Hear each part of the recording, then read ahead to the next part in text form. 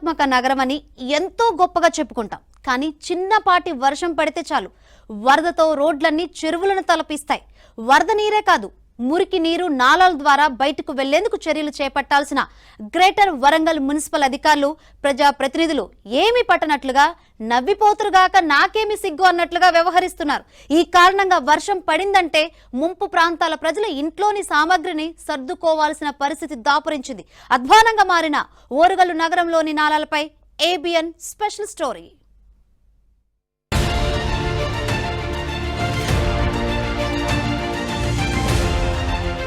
ఓరుగల్లు నగరం తెలంగాణలో హైదరాబాద్ తర్వాత రెండో అతిపెద్ద నగరం. గ్రేటర్ వరంగల్ విస్తీర్ణం 110 చదరపు కిలోమీటర్ల నుంచి 408 చదరపు కిలోమీటర్లకు చేరింది. 11 లక్షల జనాభా కలిగిన వరంగల్ మహానగరంలో 66 డివిజన్లలో 1400 పైగా కాలనీలున్నాయి. అందులో 600 పైగా కాలనీల్లో ఇంటర్నల్ డ్రైనేజీ సిస్టమ్ అనేది లేదని స్థానికులు వాపోతున్నారు.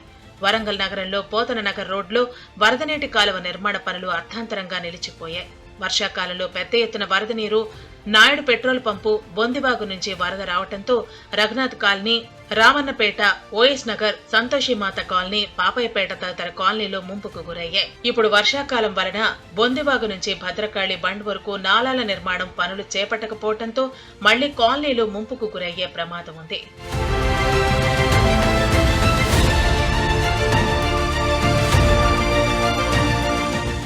వరద నీరు, మురికి నీరు బయటకు వెళ్లేందుకు నాలాల నిర్మాణం పూర్తి కాకపోవడంతో వర్షాకాలంలో వరదలకు మళ్లీ కాలనీలు మునిగిపోయే పరిస్థితి ఏర్పడుతుందని నగరవాసులు ఆందోళన చెందుతున్నారు.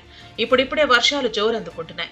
ఈ క్రమంలో వరంగల్ నగరానికి వరద, మురికి నీటి ముంపు పొంచి ఉంది. మురుగునీటి సరఫరాకు సరైన ప్లాన్ లేకనే నగర ప్రజలు నరకయాతన అనుభవిస్తున్నారు. కాలనీల్లో మురుగునీరు, వర్షం నీరు నిలిచి అపరిశుభ్రతకు నిలయంగా మారింది.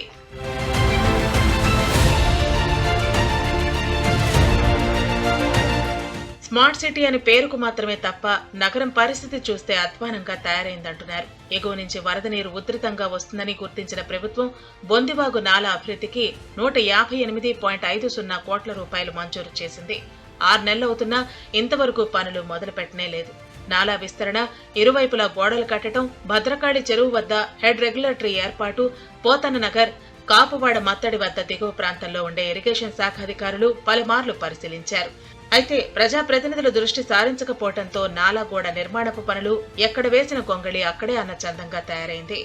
15 ఏళ్లుగా వరంగల్ నగరం నీట మునుగుతుంది. శాశ్వత పరిష్కారం దిశగా ప్రణాళికలు రూపొందిస్తామని, శాశ్వత పరిష్కారం కల్పిస్తామని చెప్పి హామీలు ఇస్తున్నారు తప్ప ప్రతి సంవత్సరం కూడా నగరం వరద ముంపుకు గురవుతుంది. మనది ఎందుకంటే చెరువులు, నాలాలు, చెరువులు పూర్తిగా ఆక్రమణలకు గురైన చెరువులో కాలనీలు నిర్మించారు. నాకు బ్యూటిఫికేషన్ ముఖ్యం కాదు, ఎప్పుడు కూడా చెరువు కట్టలు ముఖ్యం, చెరువుల్ని పరీక్షించడం ముఖ్యం. మీరు బ్యూటిఫికేషన్ పేరుతో రకరకాల అభివృద్ధి నిర్మాణాలు చేస్తున్నారు. అవి కూడా చెరువులకు, పర్యావరణానికి చాలా హాని కలిగిస్తున్నాయి. కాబట్టి ఇప్పటికీ మేము ప్రభుత్వాన్ని విజ్ఞప్తి చేస్తున్నాం, మీరు శాస్త్రీయమైన ప్రణాళికలతో ముందుకెళ్ళండి, నిపుణుల సలహాలు తీసుకోండి, ముంపు బాధితులతో మీరు కన్సల్ట్ చేయండి, వాళ్ళతో సంప్రదించండి. వాళ్ళతో సంప్రదించినప్పుడే మీకు ప్రాక్టికల్ సమస్యలు మీకు అక్కడ ఏముందని బయటపడుతుంది. మీరు పవర్ పాయింట్ ప్రెజెంటేషన్లు చేసుకొని సమీక్షలు చేసుకున్నంత మాత్రాన వచ్చే ప్రయోజనం ఇక్కడ కూడా లేదు అని చెప్పి తెలియజేస్తూ, ఇప్పటికైనా వరంగల్ నగరం ముంపుకు గురి కాకుండా శాశ్వత పరిష్కారం దిశగా ఆలోచించవలసిందిగా మేము ఫోరం ఫర్ బెటర్ వరంగల్ తరఫున మేము విజ్ఞప్తి చేస్తున్నాం. వరదలు వచ్చినప్పుడే కాకుండా ముందస్తు ప్రణాళికతో నగరంలో అండర్ గ్రౌండ్ డ్రైనేజీ నిర్మిస్తే నగరాన్ని వరదల నుంచి కాపాడవచ్చని నిపుణులు చెబుతున్నారు. గ్రేటర్ వరంగల్ కార్పొరేషన్లో మొత్తం డ్రైనేజీ వ్యవస్థ సరిగా లేనటువంటి పరిస్థితి కనబడుతుంది. ఎందుకంటే ప్రతి వర్షాకాలంలో ముందుగా డ్రైనేజీని ఉన్నటువంటి అన్ని డ్రైనేజీలకు సంబంధించింది పూడికతీత పనులు చేస్తారు. కానీ ఎలా చేస్తుండంటే అక్కడక్కడక్కడ కొన్ని బిట్ వైజ్గా అట్లా చేసేసి వదిలిస్తుండ్రు. వర్షం వచ్చిన తర్వాత మళ్ళీ పూడిక తీసినని చెప్పడం కోసము కొన్ని వీడియోస్ తీసుకొని అట్లా మున్సిపల్ కార్పొరేషన్ అధికారులు ఈ రకంగా చేసే పరిస్థితి ఉంది.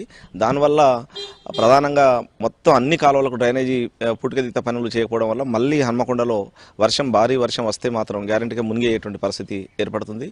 కాబట్టి వెంటనే అధికారులు, మున్సిపల్ డిపార్ట్మెంట్ వెంటనే దాని మీద చర్య తీసుకోవాలి. తీసుకోకపోతే మాత్రం జనము ఆగ్రహానికి గురి కాక తప్పదు ప్రభుత్వం కూడా. అధికార యంత్రాంగం, ప్రజాప్రతినిధులు ఎప్పటికైనా మేల్కోవాల్సిన అవసరం ఉంది. లేదంటే వరంగల్ మహానగరంకు మరోసారి వరద ముప్పు తప్పదన్న హెచ్చరికలు వినిపిస్తున్నాయి.